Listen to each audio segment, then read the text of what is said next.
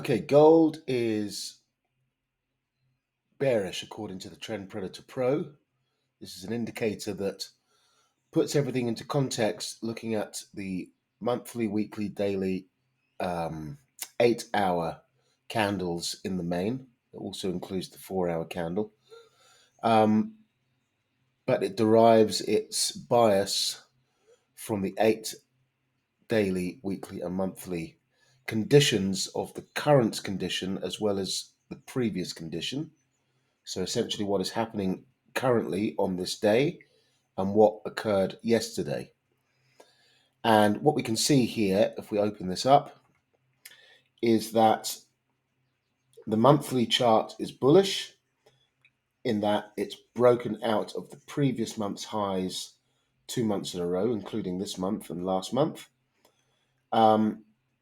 And last month, it actually closed as a first bullish month following 2 consecutive bearish months. So we assume that the month that we're in will be bullish, a bullish close.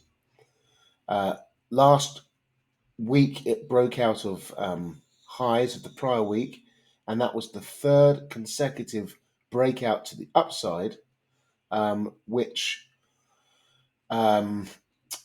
we can expect some deceleration in the weekly bullish trend because it's already broken out 3 weeks in a row to the upside, closing bullish last week and this week breaking higher. But what we've done is we've actually come back inside of the last week's highs, which is bearish, in line with our assumption that we would start to decelerate coming out of the monthly bullishness.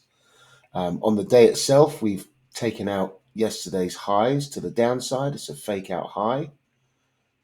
And we're currently inside of the prior 8H candle, so inside of Asia's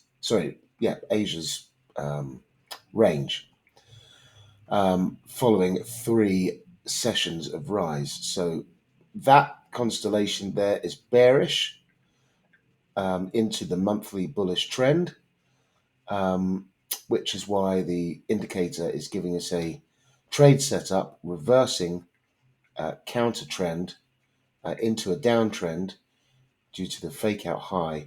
So we're continuing to the downside from the high of the day. It's a mixed condition because of the monthly bullishness, but a 2-star setup to the downside. So let's actually get into the chart and see what that looks like. So let's get rid of these prior drawings, the lines. So as I said, we're coming back inside of the Asian range and yesterday's highs.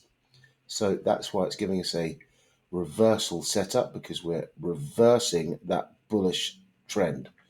I explained that we'd already broken out to the upside this week, but we're now coming back into that trend. So at the moment, bearish, to cut a long story short. But we need to get, well, are we below the closing price? Well, we're tackling the closing price. Yesterday's closing price is acting as a current support. But if we get below there, we then have the value area high from yesterday, which is that gray dotted line. And once we get below that, if we do get below that gray dotted line, we assume that we're going to travel to the other side of it, other side of the value area, which takes us back into the highs from Monday.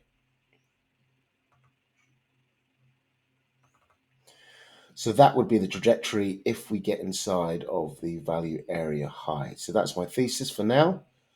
Otherwise, this could be a market that holds in and around yesterday's highs and actually turns higher in line with the bullish trend on the weekly chart there, those weekly boxes breaking out of last month's highs in line with the bullishness on the monthly chart that I talked about. So we're in a bullish monthly trend, but it's decelerating, okay, while below last week's highs. If we get back above last week's highs, then we assume that we continue with the bullish trend. So these will turn to breakout green. So everything there will be green, and that would be indicating that we're heading higher, despite already being 3 weeks in a row consecutive, 1, 2, 3, including this week, 1, 2, 3 breakouts to the upside, despite the bullishness, the consecutive run with these longs here in control, despite what could be regarded as an overextended market, we will actually be continuing to stay overextended to the upside. So now the indicator is saying that we're conflicting, because as you can see, we're now actually back above yesterday's highs. So we're coming up to the Wall Street Open. So let's see how see what they do in the Wall Street Open, and then at 10 a.m. 10 a.m. is my starting point for actually actively looking for a trade setup, because by that point you've got all of the players in the market. Wall Street would have done its trap one way or the other, and will the Wall Street Open at least, and then we'll potentially have a better understanding of what the market might do today. So at the moment, it can go anywhere, but at 10 a.m. and onwards, I'd be looking for whether we're trapping traders down low to go up, or if we've trapped traders already up high to come low.